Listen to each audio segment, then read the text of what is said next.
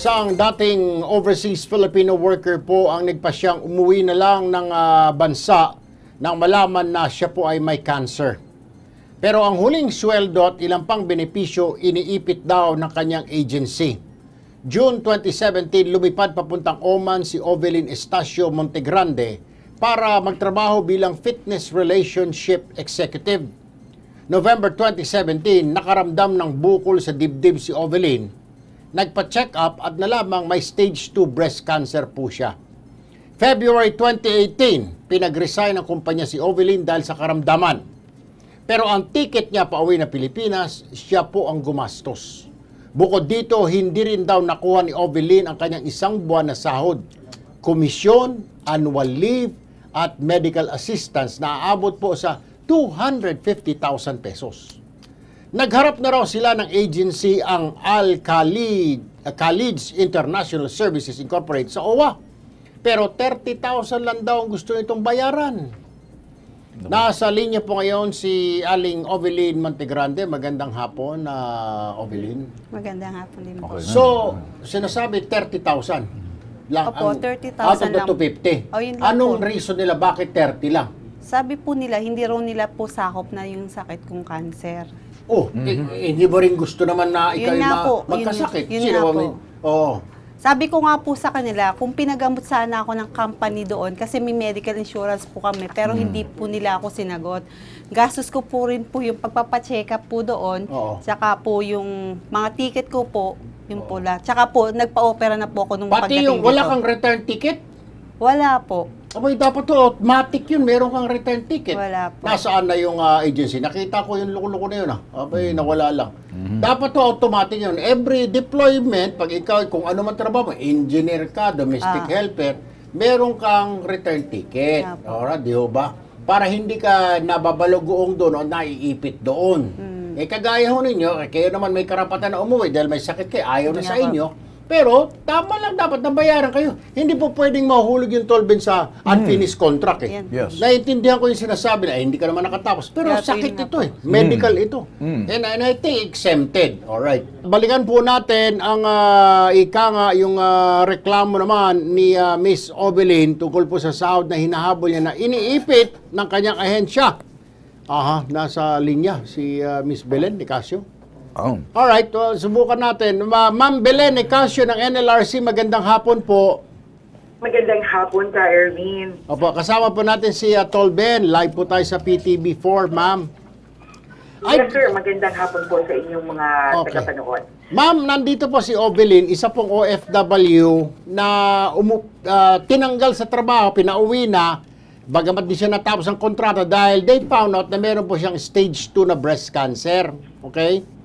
Ngayon, ma'am, pinauwi siya naggasta ng pamasahe, nasa batas pag ikay dineploy, dapat may round trip ticket. Pero hindi po Hindi siya binigyan ng kanyang agency ng round trip ticket, bagkus siya nagbayad sa kanyang round trip. Ikalawa, sinisingil niya yung kumpanya na pinagtatrabaho niya doon, may lahat-lahat, may utang sila ng 200,000+, gagamitin niya panggamot niya, ma'am.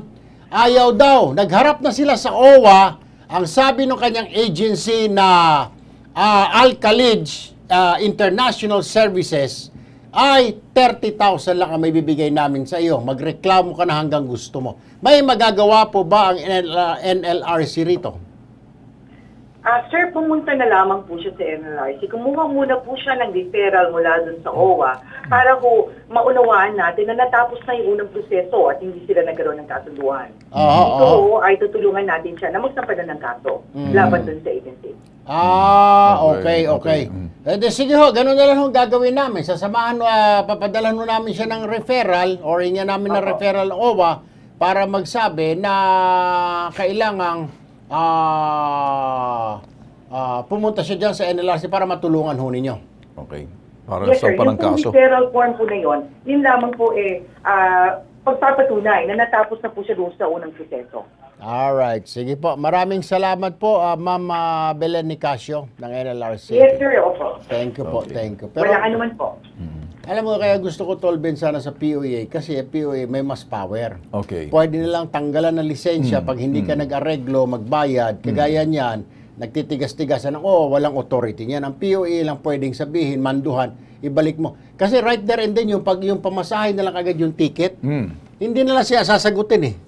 Pero dapat automatic, di ba, sabi na dati ng OWA, dapat round trip ang ticket Exactly. mo. Wala siyang round trip eh. So hindi pwede sasabihin ng NLRC, ng POA sa NLRC. Walang authority ang NLRC. Okay. Ang gustong sabihin ni siguro, baka medyo tinatamad yung sa POA. Kung nangasangkaterbang mga tamad kayo, makinig kayo ha. Sama-sama tayo rito sa gobyerno, istasyon ng gobyerno, kayo ay gobyerno, kami hindi taong gobyerno. Independente ho kami, tumutulong sa public service. Makinig kayo sa OWA, sa POEA.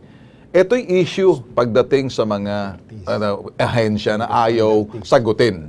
Pero kung sakali ang ayaw daw talaga makipag-usap ng POEA, kasi ang gusto lang sabihin, kasi NLRC daw talaga pagdating sa pera.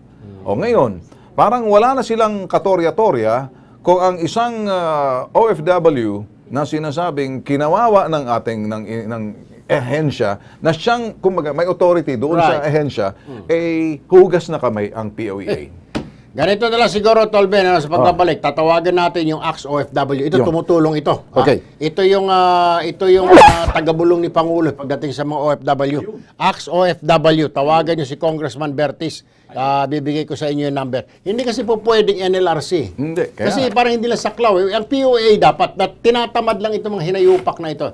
Nabanatan ko kasi ito nung nakaraang linggo. Anyway. Kaso ho ni Ovelyn ay ilalapit na lang ho namin kay Congressman John Bertis ng AX OFW. Ma'am, mas maganda ho siguro, makikipagtulungan ho sa atin to, ano? Ayaw ho namin ikay napapaikot-ikot at sigurado ho rito, ha? Okay?